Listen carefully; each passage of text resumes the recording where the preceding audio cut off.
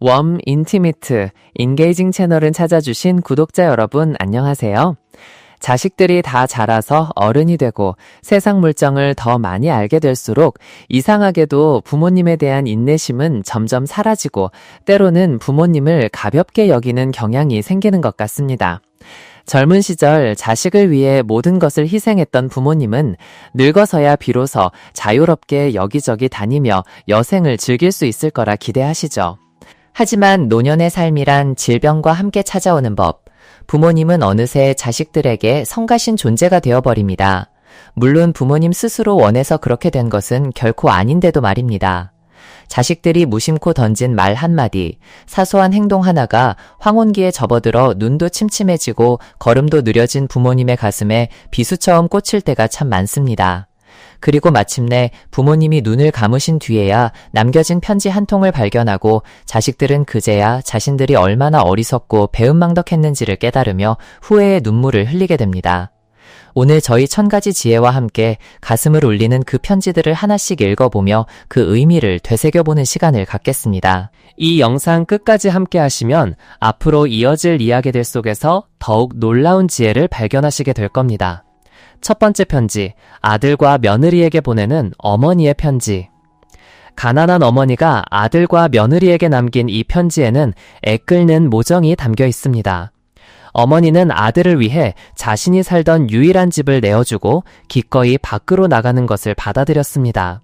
그리고 떠나기 전 다음과 같은 당부의 말을 잊지 않으셨습니다. 아들이 장차 아내가 될 여자를 데리고 집에 인사하러 온 날, 그녀는 미래의 시어머니가 될 사람의 집을 위아래로 훑어보았습니다.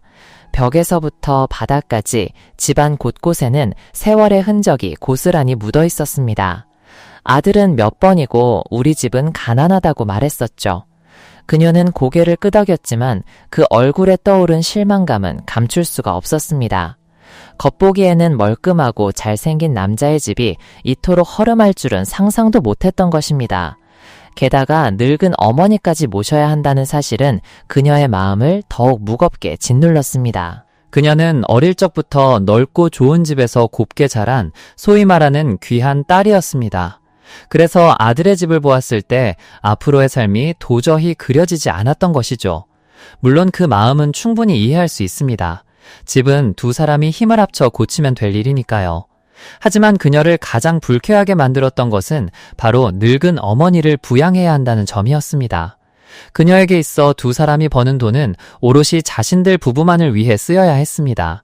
그 돈을 다른 누구와도 나누고 싶지 않았던 것이죠. 게다가 늙은 시어머니는 잔소리도 많고 병치레도 잦을 테고 식성도 젊은 사람들과는 다를 것이 뻔했습니다. 가치관도 너무 달라 한 집에 살게 되면 불화가 끊이지 않을 것이라고 생각했죠. 그래서 그녀는 그 첫 만남의 자리에서 자신의 생각을 숨김없이 털어놓았습니다. 어머니는 그 마음을 모두 알아차렸습니다. 그리고 아들과 예비 며느리가 놀랄 정도로 조용히 그 모든 것을 받아들였습니다. 결혼식이 끝난 후 부부는 어머니가 남기고 간 한 통의 편지를 받게 됩니다. 편지의 내용은 다음과 같았습니다. 사랑하는 내 아들에게, 오늘 엄마는 기뻐해야 할지 슬퍼해야 할지 모르겠구나. 네가 집에 와서 내년에 장가를 간다고 했을 때 엄마는 참 기뻤단다. 하지만 이어진 네 말에 가슴이 내려앉았지. 아무래도 분가해야 할 것 같아요. 제 아내가 될 사람이 시어머니와 함께 사는 걸 원치 않아서요. 네 아버지가 세상을 떠난 후로 이 집에는 남자의 온기가 사라진 지 오래였지. 엄마 혼자서 이 집을 지키며 너를 이만큼 키워냈단다. 이제 네가 없으면 엄마 혼자서 어떻게든 잘 꾸려나가 볼게. 내 아들 이제 막 사회생활을 시작했는데 결혼해서 새 살림을 차리려면 돈 들어갈 곳이 한두 군데가 아닐 게다. 새로 집을 사거나 얻는 것도 큰 부담이겠지. 그러니 차라리 엄마가 나가는 게 맞다. 이 늙은 어미는 어디서 산들 어떻겠니? 새 아가를 데려오면 나 대신 네가 우리 아가를 잘 아껴주고 사랑해주거라. 여자들은 때로 사소한 일에 잘 삐치기도 한단다. 그럴 때마다 네가 잘 달래주면 금세 또 웃을 게다. 여자들은 입으로는 강한 척해도 마음은 약하거든. 아내로 맞이했으니 네가 책임지고 잘 보살펴야 한다. 남자는 자기 아내를 귀하게 여길 줄 알아야 해. 아내가 외롭거나 서럽거나 눈물 짓는 일이 없도록 하거라. 여자는 너를 위해 수만 가지 힘든 일도 견뎌낼 사람이니 너는 그런 아내를 더 아끼고 지켜줘야 한단다. 알겠지, 내 아들? 그리고 혹여 다른 사람에게 한순간 마음이 흔들려 수십 년간 쌓아온 부부의 연을 깨뜨리는 어리석은 짓은 절대 하지 말거라. 엄마가 길게 말하지 않아도 내 아들은 다 알아들을 거라 믿는다. 엄마는 언제나 철없는 내 아들을 사랑한다. 내 며느리에게 네가 왜 늙고 때로는 고리타분하고 까다로운 시어머니와 함께 살며 꽃다운 청춘을 보내고 싶지 않아 하는지 그 마음을 엄마는 충분히 이해한단다. 엄마는 그저 네가 내 아들과 함께 가정을 꾸리고 서로를 의지하며 살아갈 때 부디 내 아들 곁에서 충분한 용기와 이해심 그리고 따뜻함으로 함께 해주길 바랄 뿐이야. 우리 아들이 덩치만 컸지 속은 아직 어린애 같아서 때로는 무심하고 또 삐치기도 잘한단다. 그러니 마음에 안 드는 게 있으면 네가 먼저 터놓고 이야기해주렴. 그래야 그 애도 고치려고 노력할 게다. 남자들은 말이 없어도 행동으로 보여주려고 하거든. 두 사람이 평생을 함께 하려면 여자로서 네가 좀 더 세심하게 살펴서 그 애가 토라졌을 때 화해하는 법도 알아야 한단다. 남자들은 때로 무심코 혹은 본래 성격 때문에 아내를 혼자 둘 때가 있단다. 그럴 때마다 네가 부드러운 말로 잘 타일러서 밖에는 수많은 친구가 있어도 지치고 힘들 때 돌아올 곳은 오직 가족뿐이라는 걸 깨닫게 해주렴. 그래야 가족의 소중함을 알게 된단다. 내 아들이 누구를 오래 미워하지는 못하지만 성격이 좀 불같을 때가 있으니 네가 그 옆에서 부드러움으로 마음을 다스려주렴. 조언이 필요할 땐 언제든 망설이지 말고 엄마를 찾으렴. 엄마는 언제나 너희 두 사람의 이야기를 들어줄 준비가 되어 있단다. 내가 너희 곁에서 모든 것을 약속하거나 해결해 줄 수는 없다는 걸 잘 안다. 신혼부부는 처음엔 어려운 일이 참 많을 게야. 하지만 진심으로 서로를 위하며 노력하다 보면 곧 모든 것이 평온해질 거란다.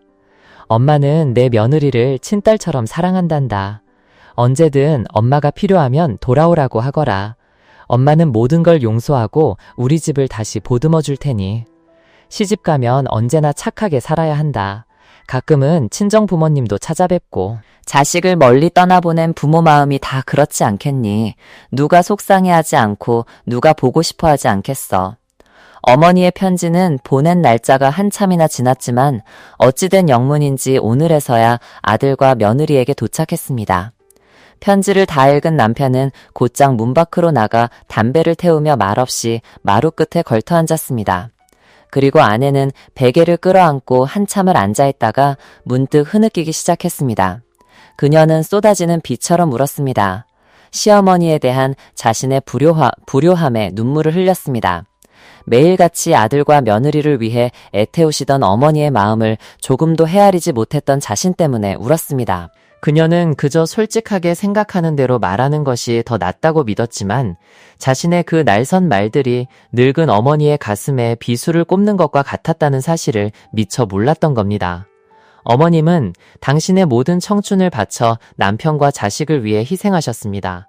그 어머니가 홀로 밤낮으로 애쓰신 덕분에 남편이 오늘날과 같이 성공할 수 있었던 것입니다. 어머니의 가르침 덕분에 그녀는 이렇게 좋은 남편을 만날 수 있었습니다.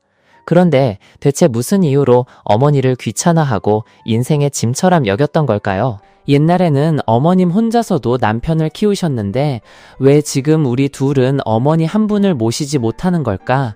황혼의 나이에는 마땅히 자식, 손주들과 오순도순 지내며 아플 때면 곁에서 보살핌을 받아야 하거늘 결혼한 날부터 지금까지 어머니를 찾아뵌 적조차 한 번 없었으니 보살핌은 말할 것도 없었습니다. 생각할수록 그녀는 더 슬퍼지고 자신에게 화가 났습니다. 자신은 나이만 먹었지 철이 없었던 겁니다. 너무나도 이기적이었습니다. 남편 역시 아내를 위하고 아내를 걱정하는 마음에 홀로 계신 늙은 어머니를 잊고 말았습니다. 단 한 번도 어머니의 입장이 되어 그 깊은 속을 헤아려 본 적이 없었습니다. 노년의 식사량이 많아봐야 얼마나 되겠습니까?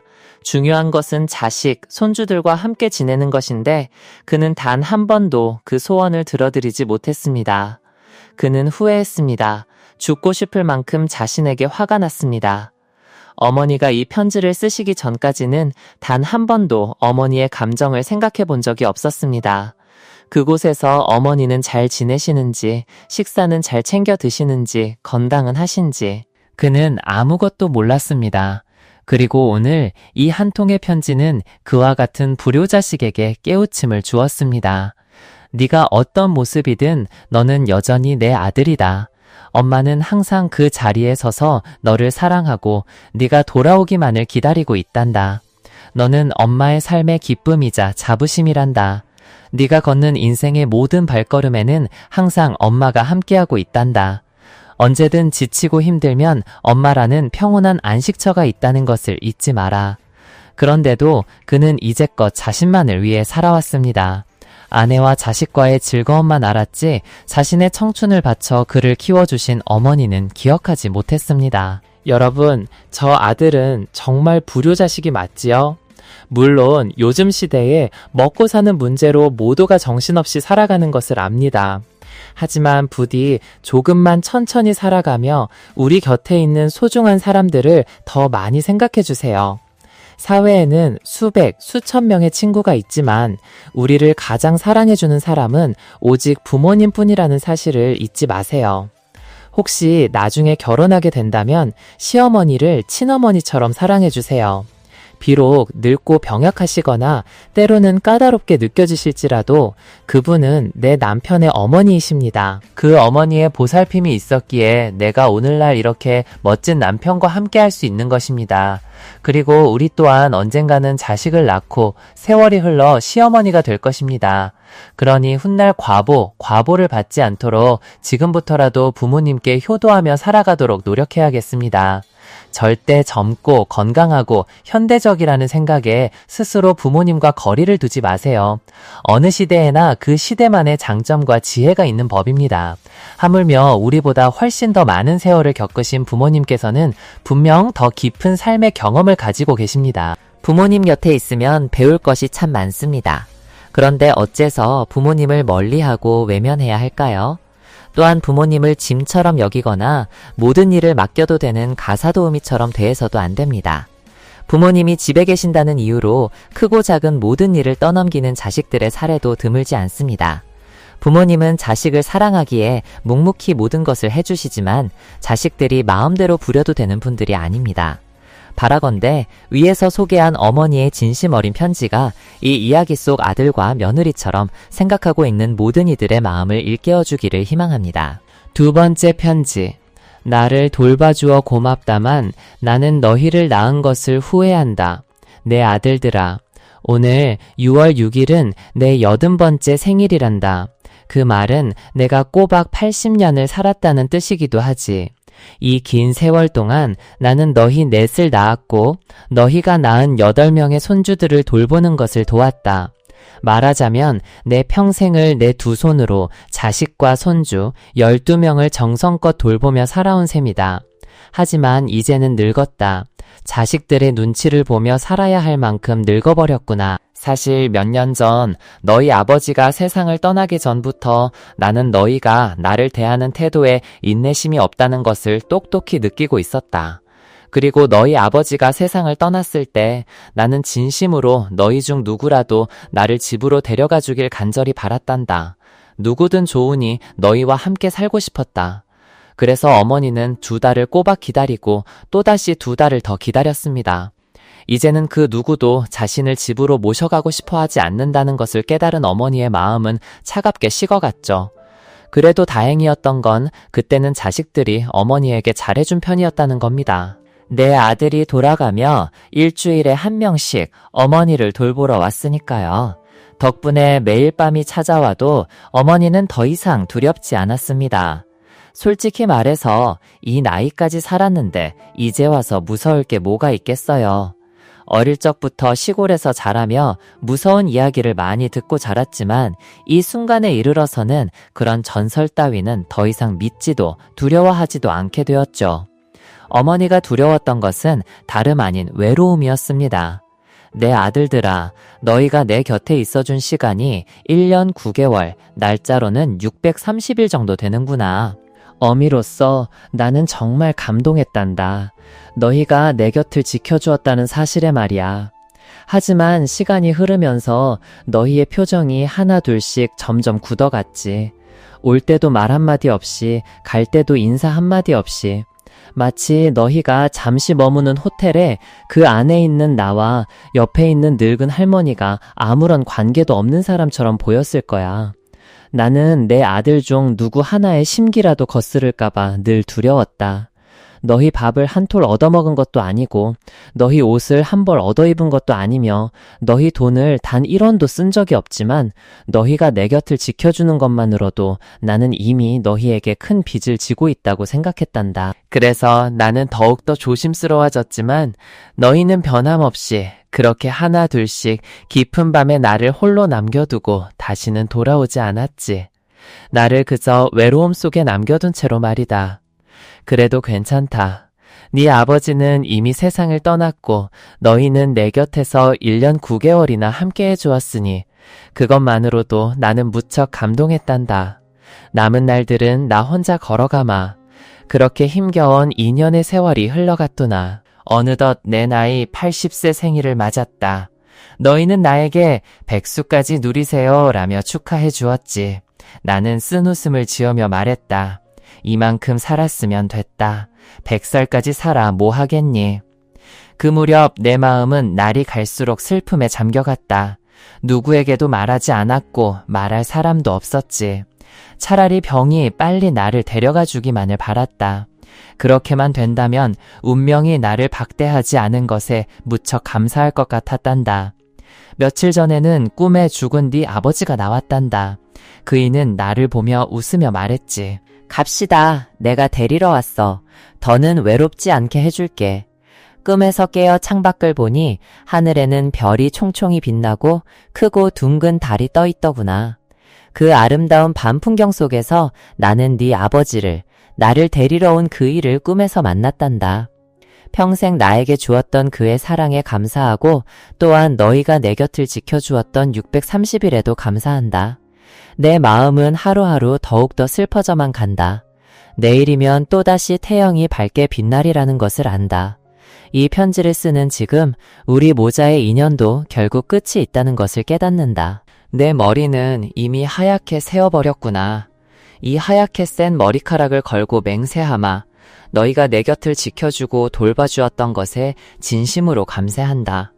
하지만 그 말 외에 나는 이 말을 하고 싶다. 나는 너희를 낳은 것을 후회한다.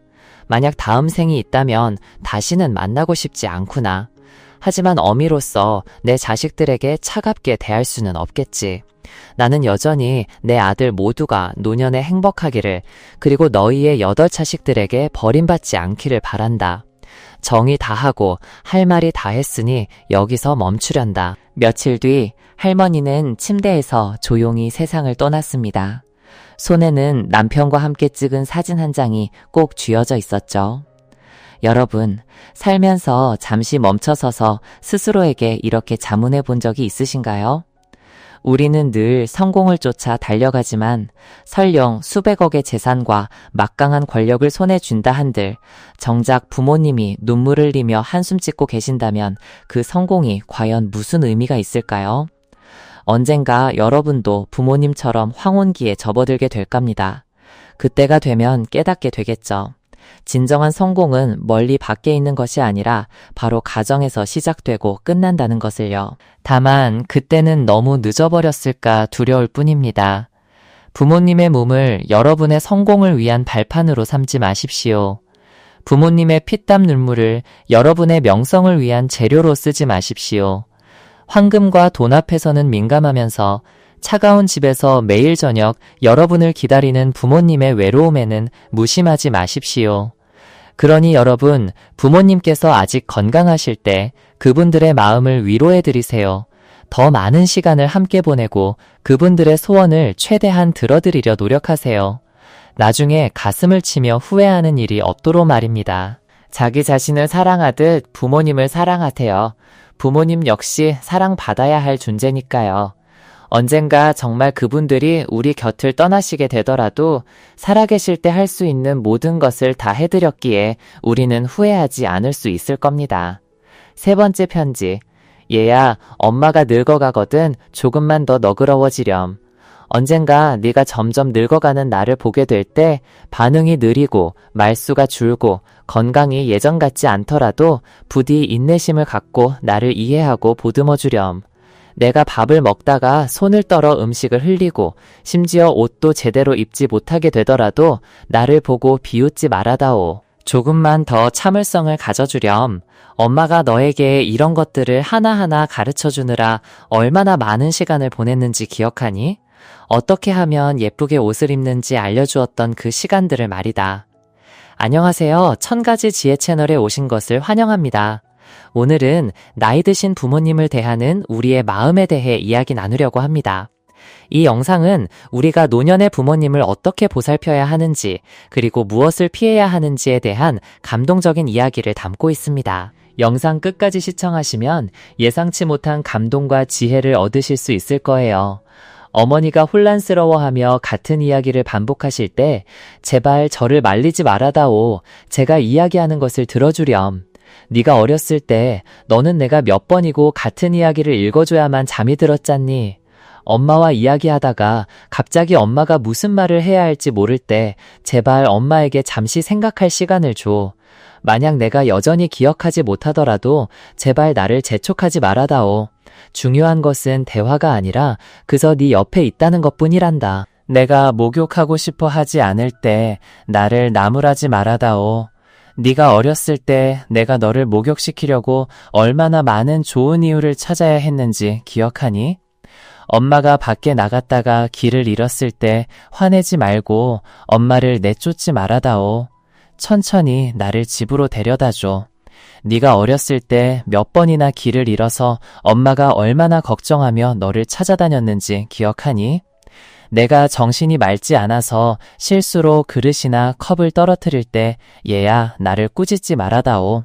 네가 어렸을 때도 종종 밥과 음식을 바닥에 쏟았잖아. 기억하지? 내 두 다리가 더 이상 내 말을 듣지 않을 때 엄마를 도와줘. 마치 예전에 내가 네 인생의 첫걸음을 떼는 것을 도와줬던 것처럼 말이야. 엄마가 너에게 기대어 앉을 때 불쌍히 여기거나 화내거나 원망하지 말아다오. 네가 어렸을 때 내가 너의 삶을 한 단계씩 만들어가는 것을 도와줬던 것처럼 너도 엄마에게 기대어져. 그러면 언젠가 너는 내가 많은 실수를 저질렀더라도 너에게 최고를 주기 위해 최선을 다했다는 것을 깨닫게 될 거야. 그리고 내가 약한 숨을 겨우 유지할 때 얘야 내 침대 머리맡에 앉아 내 손을 꼭 잡아주고 내 옆에 있어줘. 제발 내가 너에게 아무것도 남겨줄 유산이 없다고 해서 나를 미워하거나 원망하지 말아다오. 너를 키우기 위해 네가 좋은 교육을 받기 위해 내가 얼마나 힘들게 노력했는지 알아야 한단다. 죽음을 맞이할 때 나는 얼마나 걱정하고 두려워할까. 이 세상을 떠나기 직전의 순간이 이렇게 두려울 줄은 몰랐어. 그래서 내 유일한 소원은 내가 이 세상을 완전히 떠날 때까지 네가 내 곁에 있어주는 거야. 나는 혼자서 떠나고 싶지 않아. 너는 나에게 유일한 존재니까. 나를 이해해주렴, 나를 도와주렴, 나를 지지해주렴. 사랑과 인내심으로 내가 남은 인생을 마칠 수 있도록 도와줘. 나는 미소와 변치 않는 사랑으로 너에게 다시 한번 감사할 거야. 사랑한다, 내 아들딸아. 여러분, 태어나고 늙고 병들고 죽는 것은 세상의 이치입니다. 우리가 점점 자라나는 것은 동시에 부모님이 하루하루 늙어가고 마침내 우리 곁을 영원히 떠나는 때입니다. 수많은 미덕 중에서 효도는 으뜸입니다. 부모님이 없었다면 오늘의 우리는 있을 수 없었을 것입니다. 그러니 절대 부모님을 원망하지 마세요. 원망하는 대신 자식된 도리로 부모님을 이해하고 정중하게 대해야 합니다. 부모님을 사랑하고 행복하게 해드리는 방법. 1. 믿음직스러운 사람이 되세요. 1000가지를 약속하고 아무것도 하지 않는 것보다 한 가지를 약속하고 그것을 지키기 위해 노력하는 것이 훨씬 낫습니다. 부모님을 행복하게 해드리고 싶다면 그들의 신뢰를 얻는 것이 가장 중요합니다. 부모님은 당신이 모든 것을 마음속에 숨기고 침묵할 때 매우 걱정하실 수 있습니다. 그러니 일상생활에서 겪는 슬픔과 기쁨을 그들에게 털어놓으세요. 어떤 문제이든 부모님과 나누면 훨씬 마음이 가벼워질 것입니다. 그러니 걱정하거나 긴장하거나 부끄러워하지 마세요. 부모님은 항상 당신의 마음을 들을 준비가 되어 있으며 당신이 생각하는 것보다 더 많은 것을 알고 계실 수도 있습니다. 올바른 계획과 소통 방식을 통해 원하는 대화를 나눌 수 있을 것입니다. 2. 부모님과 시간을 보내세요. 하루 종일 아무것도 하지 않고 부모님 곁에 있을 필요는 없습니다.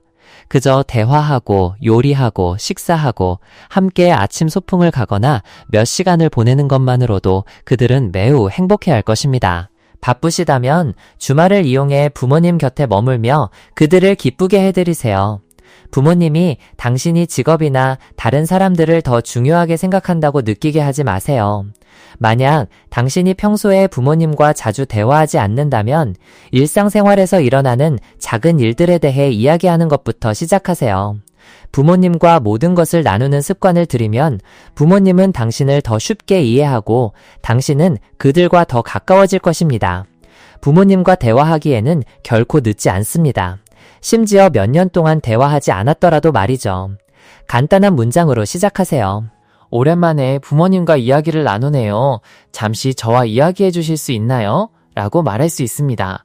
분명히 부모님은 감동하고 당신에게 더 마음을 열어줄 것입니다. 3. 부모님을 칭찬하세요. 그들에게 가장 진심 어린 칭찬, 당신이 그들에게서 가장 사랑하고 존경하는 것들, 그리고 당신이 그들에게 얼마나 감사하는지를 말해주세요. 그들은 당신이 효심 깊은 자녀로서 그들을 진정으로 존경하고 높이 평가한다는 것을 알고 행복해할 것입니다. 4. 애정을 표현하세요. 포옹, 따뜻한 말 한마디 또는 어떤 사랑의 몸짓이라도 그들의 마음을 움직일 수 있습니다. 당신은 이러한 행동들이 어리석다고 생각할 수도 있지만 곧 당신이 부모님을 얼마나 사랑하는지 알려드리는 것이 얼마나 중요한지 깨닫게 될 것입니다. 5번째, 안부를 물어보세요. 어쩌면 여러분의 부모님은 여러분이 뭘 하는지, 잘 지내는지 늘 궁금해하며 전화를 거시는 분들일 겁니다. 여러분이 괜찮은지 확인하고 싶으신 거죠. 이제는 여러분이 부모님께 그렇게 해보세요. 그러면 부모님은 여러분이 자신을 얼마나 아끼고 걱정하는지 느끼시며 더 없는 기쁨을 느끼실 겁니다. 세상에 부모님은 오직 한 분뿐이며 그 무엇으로도 대체할 수 없다고들 하죠. 정말 맞는 말입니다. 그러니 우리 자녀들은 항상 부모님을 공경하고 최선을 다해 섬겨야 합니다. 부모님이 계시지 않는 삶은 그 의미를 많이 잃게 될 테니까요. 그리고 오늘 이야기의 이 부분에서는 여러분과 함께 하늘의 구름만 보일 뿐이라는 이야기를 들어보려 합니다. 하늘의 구름만 보일 뿐. 할머니는 마치 한 그루의 고목처럼 조용히 앉아 계셨습니다. 바람에 흩날리는 듬성듬성한 머리카락만 보일 뿐이었죠. 할머니의 눈은 집 앞 들판을 향해 멍하니 풀려 있었습니다. 그 들판은 황량했고 메뚜기 떼가 풀을 짓밟아 어지러웠습니다. 소 몇 마리가 어슬렁거리며 풀을 뜯다가 이따금씩 큰 소리로 울어대며 무리를 찾았습니다. 들판은 마치 거대한 무대 같았지만 쓸쓸하지도 그렇다고 즐겁지도 않은 그런 곳이었습니다. 들판 옆으로는 울퉁불퉁한 시멘트길이 나 있었습니다. 가끔씩 나타나는 차들은 유유히 흘러가거나 혹은 마치 호전적인 사마귀처럼 쌩하고 달려가곤 했죠. 시골에서 오래 산 사람이라면 이 단조로운 풍경에 진력이 나서 어떻게든 떠나고 싶다는 생각만 하게 될 겁니다. 어느 날 미나가 대문 틈에 한참을 서서 할머니의 눈을 깊이 들여다보다가 문득 소리쳤습니다. 와, 할머니, 뭔가 대단한 걸 보시는 줄 알았잖아요. 근데 겨우 하늘에 떠있는 구름이 전부네요. 매일 저렇게 뚫어지게 보시다니 엄마 정말 이상하지 않아요? 미나의 엄마는 가계부를 뚫어지게 보느라 아무 말도 하지 않았습니다. 계산하고 또 계산해봐도 5만 원 정도가 비었습니다. 어디서 떨어뜨렸나? 아니야, 내가 뭘 땅에 떨어뜨릴 리가 없지. 돈은 절대 안 돼. 6 식구의 모든 살림이 고작 100만 원 남짓한 돈에 달려 있었으니 떨어뜨렸다는 생각은 할 수도 없었습니다. 매일 집에서 할머니를 돌보는 건 미나의 몫이었지만 누가 누굴 돌보는지 알 수 없었습니다. 잠깐 한눈 팔면 미나는 이미 울타리를 훌쩍 뛰어넘어 이웃집 정원 나무네로 잽싸게 사라지곤 했습니다. 그렇게 한참 소꿉놀이에 빠져있다가 할머니의 지팡이가 바닥을 쿵쿵 두드리는 소리가 들리면 그제야 불이 나게 집으로 달려왔습니다. 할머니는 소리 없는 언어로 말씀하셨습니다. 미나는 보기만 해도 할머니가 뭘 원하는지 바로 알았지만 다른 사람들은 한참을 헤매기 일쑤였습니다. 만약 할머니가 손바닥으로 옆자리를 툭툭 치시면 그건 미나에게 곁에 있어달라는 뜻이었습니다. 배를 감싸주시면 화장실에 가고 싶다는 신호였고 팔을 들어 등을 두드리시면 눕고 싶다는 뜻이었죠. 하지만 미나는 할머니가 배고프다고 하시는 건 한 번도 본 적이 없었습니다. 가끔 하늘을 올려다보며 마치 물고기가 산소를 마시듯 입을 뻐끔거리는 모습만 보일 뿐이었습니다. 미나는 종종 생각했습니다. 어쩌면 할머니는 구름을 드시는 게 아닐까? 뭉게뭉게 피어오르는 구름을 한 입 베어 물고는 연기처럼 흩어지도록 내버려 두는 건 아닐까 하고 말이죠. 변화무쌍한 구름대가 아니었다면 한 곳에 가만히 앉아 있어야 하는 지루함에 미나는 아마 잠이 들어버렸을 겁니다. 이내 꾸벅꾸벅 졸며 재미있는 여행을 꿈꿨습니다. 그 여행들은 언제나 옆집 수진이의 이야기 속에만 존재했습니다. 수진이는 여름방학마다 시내에 내려가 일주일씩 놀다가 온갖 신기한 이야기들을 한 보따리씩 가져오곤 했습니다. 미나와 친구들이 그 이야기를 듣고 싶을 때마다 수진이에게 선물로 무언가를 줘야만 했죠. 수진이는 스스로를 재미있는 것을 파는 사업가라고 칭했습니다. 도시 애들은 바퀴 달린 신발을 신고 길을 다닌대. 상상해봐. 바람의 속도로 달릴 수 있다니까. 그냥 바퀴 달린 신발이라고? 그게 뭐 대수야. 우리도 신발에 바퀴를 달면 되지. 소용없어. 달아봤자 이 울퉁불퉁한 길에서는 달릴 수도 없을걸. 아이들의 대담한 계획을 좌절시킨 그 길은 바로 마을 최초의 시멘트 포장 공사의 결과물이었습니다. 공사 당시 마을 사람들은 너도 나도 공사 물품을 빼돌렸습니다. 어떤 집은 자갈 몇 수레를 가져다 우물가에 깔아 미끄럽지 않게 했고, 어떤 사람은 시멘트 한 포대를 가져다 비 오는 날 축축한 소 외양간 바닥을 새로 깔았습니다. 밤이 되면 캄캄한 대문 뒤에서 사람들이 헉헉거리며 모래를 푸고 낑낑거리며 시멘트를 나르는 소리가 들렸습니다. 그렇게 길이 완성되었을 때 도로에 갈라진 틈은 성인 남자 손목만큼이나 굵은 곳도 있었죠. 밤에 자전거를 타다가 바퀴가 거기에 빠지기라도 하면 그대로 앞으로 곤두박질 치기 십상이었습니다. 비가 오는 계절이면 그 틈새로 벼와 콩이 자라나 마치 도로를 나누는 분리대처럼 보일 정도였습니다. 수진이가 말했습니다. 시내 길은 논바닥처럼 매끈하고 넓어. 이야기를 마친 수진이는 턱을 괴고 물었습니다. 우리 동네는 땅은 이렇게 넓고 넓은데 왜 길은 다 이렇게 좁아 터졌을까? 미나는 아무 말도 하지 않았습니다. 다른 생각에 빠져 있었기 때문이죠. 이 동네에는 기차도 없는데 할머니는 왜 며칠째 요즘 기차가 너무 늦네 하고 중얼거리시는 걸까? 혹시 구름으로 만든 기차를 말하는 걸까? 이 시골에는 구름처럼 신비롭고 기묘하며 또 소박한 것은 없었습니다. 할머니는 그곳에 앉아 계셨지만 굽은 등 때문에 사실 시선은 어딜 향하든 땅에 닿을 수밖에 없었습니다. 오직 마음으로 떠나는 여행만이 그 누구도 막을 수 없었죠. 거칠고 늙어버린 고목 같은 모습 속에는 수백 계절의 향기로운 꽃과 달콤한 열매가 반짝이고 있었습니다. 그래서 가끔은 할머니의 늙은 모습 속에서 한 아이가 뛰쳐나왔습니다. 뻣뻣한 옷을 입고 어깨까지 오는 단발머리를 한 아이가 손살같이 기차역 마당에 나무 위로 올라가 기차가 어디쯤 오고 있는지 내다보는 것이었죠. 기차는 무섭도록 빨리 달렸습니다. 저 멀리 아득하게 보이던 기차가 아이가 겨우 땅에 내려서자마자 바로 코앞에 와서 천천히 멈춰서곤 했죠. 아이의 눈은 기차의 각 칸마다 새로운 땅의 흔적을 품고 있는 낯선 얼굴들마다 못 박혀 있었습니다. 어떤 사람은 눈으로만 보아도 그 부드러움과 시원함이 느껴지는 비단 옷을 입고 있었는데 분명 부유한 세상에 속한 사람이겠지요. 어떤 사람은 커다란 짐보따리를 한가득 껴안고 있었는데 분명 붐비는 곳에서 온 사람이었을 겁니다.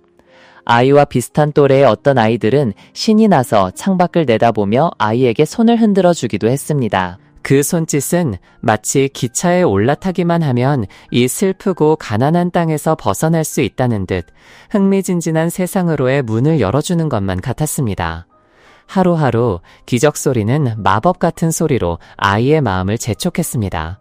아버지도 어머니도 의지할 형제 하나 없는 아이에게 그 어떤 것이 이 기차의 유혹으로부터 아이의 발목을 붙잡을 수 있었을까요? 어느 가을날 저녁 붉은 노을이 하늘 꼭대기 따지 온통 뒤덮였습니다. 10살배기 소녀는 주인 아주머니의 방아 찢는 일을 하다가 말고 그 붉은 구름을 따라 터벅터벅 걷기 시작했습니다. 발걸음은 어느새 역까지 닿아 있었죠. 마지막 햇살이 마치 진한 꿀처럼 땅 위에 얼룩덜룩 부서지며 황금빛 웅덩이를 만들었습니다. 아이는 그 햇살 양탄자를 밟으며 작은 손짓들을 따라 어느 기차 칸 속으로 모습을 감추었습니다. 기차가 떠날 때 아이는 뒤를 돌아보았습니다. 쓸쓸한 승강장 위로 뒹구는 낙엽 몇 개와 저 멀리 수평선 너머로 흘러가는 붉은 구름만이 보일 뿐이었습니다. 그 아이는 다시는 그 옛 땅을 찾지 않았습니다. 기차를 집으로 삼고 한약재를 파는 장사를 생업으로 삼았죠. 약재를 구하러 다니며 기차가 옛 역에 여러 번 멈추기도 했지만 아이는 결코 내리지 않았습니다. 그저 자리에 조용히 앉아 기억 속의 자신을 가만히 바라볼 뿐이었습니다.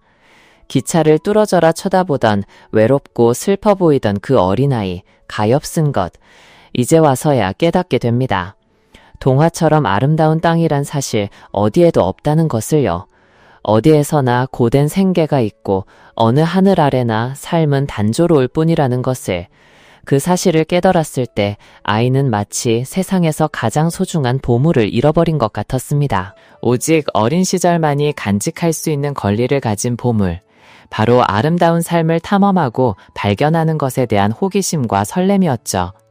이제 아이의 마음은 텅 비어 솜사탕 같은 흰 구름만 가득했습니다. 이제 아이의 손은 돈 세는 것을 좋아하고 눈은 장부를 들여다보게 되었습니다. 구름을 먹고 바람을 마시며 살 수는 없는 노릇이니 아이의 첫 여행은 그렇게 허무하게 막을 내렸습니다. 설렘은 단 하루뿐이었죠. 텅 빈 배가 꼬르륵 소리를 내고 목이 바싹 타들어가며 잠시라도 등을 기댈 곳을 찾게 되자 아이는 깨달았습니다. 돈이 없으면 그 어디도 아름답지 않고 돈만 있으면 어디든 아름다운 곳이 될 수 있다는 것을요. 다른 아이들이 그 긴 여정 내내 온전히 기쁨을 간직할 수 있었던 이유는 그들이 먹고 사는 문제를 걱정할 필요가 없었기 때문입니다. 배에서 나는 꼬르륵 소리가 길가의 꽃향기는 물론 세상의 다른 모든 반짝이는 색깔들마저 삼켜버렸습니다. 기차는 더 이상 꿈을 싣는 곳이 아니라 고단한 생계를 꾸려가는 사람들의 삶의 무게를 싣고 달리는 곳이었습니다. 어느덧 그 아이는 엄마가 되고 아내가 되고 사방을 돌보며 살림을 꾸려나가는 법을 배워야 하는 여인이 되었습니다. 더 이상 기차에 오르지는 않았지만 장사꾼의 운명은 끈질기게 따라다녔습니다.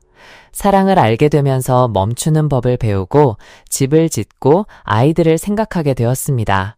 더 이상 먼 곳을 바라보지 않게 되었죠. 눈은 언제나 발밑을 향하거나 집안을 둘러보거나 빼곡한 숫자가 적힌 가계부를 들여다볼 뿐이었습니다. 가끔 누가 고향이 어디냐고 물으면 뭐라고 대답해야 할지 몰라 화들짝 놀라곤 했습니다. 여인은 문득 생애 첫 기차역을, 그 붉은 노을을 떠올리며 그곳이 과연 고향이었을까 자문했습니다. 하지만 답을 찾을 시간조차 없었죠. 아이는 아프고 남편도 몸져눕고 쌀독은 바닥을 보이고 시부모님은 약의 의지에 살아가셨습니다. 발을 멈추고 평온하게 살고 싶었지만 인생에는 너무나 많은 비바람이 몰아쳤습니다. 여자가 일단 가정을 꾸리면 도망칠 생각은 꿈도 꿀 수 없습니다. 발을 뗄 수 없을 만큼 무겁게 잡아끄는 무언가가 항상 존재하니까요. 이제 할머니가 되어 그곳에 앉아 있습니다. 구부정한 등 너머로 어린 소녀의 모습과 한 여인의 모습이 스쳐 지나갑니다. 오늘 오후 손녀 미나가 물었습니다. 할머니, 기차 왔어요? 할머니는 과거로부터 울려 퍼지는 기적 소리에 소스라치게 놀랐습니다. 그 소리는 묵직한 기억의 객차들을 가득 싣고 킁킁거리며 신음하듯 침묵 속에 칙칙폭폭 옛 승강장을 지나갑니다. 지금도 그곳에는 나뭇잎이 떨어질까? 그곳의 구름은 지금 내가 앉아있는 이 하늘의 구름과 모양이 다를까? 만약 그곳에 한번 돌아갈 수 있다면 그리움이 좀 덜해질까? 아니면 그 어떤 땅이든 아련하게 존재할 때 우리가 발을 디딜 수도 다시 돌아갈 수도 없을 때 가장 아름다운 건 아닐까? 마치 눈과 상상으로 먹는 떡이 입으로 맛보는 것보다 항상 더 맛있는 것처럼 말입니다. 나이가 들수록 멀리서 바라보는 것이 좋아집니다. 툇마루에 앉아 집 앞길을 바라볼 때 부드러운 녹색의 어린 벼나 콩의 새싹, 갓도단한 옥수수 같은 것들이 만들어내는 경계선이 오히려 지금 앉아있는 이 땅을 더 꿈결같고 사랑스럽게 느끼게 해주는 것처럼요. 미나는 바퀴 달린 신발을 신고 쌩쌩 달릴 수 있는 길들을 생각하느라 여념이 없습니다. 아이의 엄마는 오늘 아침 생선시장에서 얼마를 벌고 얼마를 잃었는지 계산하느라 여념이 없고요. 기차가 지나가고 할머니는 팔을 뒤로 뻗어 등을 두드렸어요. 미는 재빨리 달려가 할머니가 쉴 수 있도록 부축해드렸죠. 들판에는 마른 부립들만이 황량하게 펼쳐져 있었고 하늘의 구름은 여전히 느릿느릿 흘러갔어요. 경청해주셔서 감사합니다. 다음 영상에서 또 만나요. 진심으로 감사드립니다. 만약 이 영상이 유익하다고 생각하셨다면 좋아요와 구독 그리고 공유를 부탁드려요. 댓글로 여러분의 생각도 남겨주세요.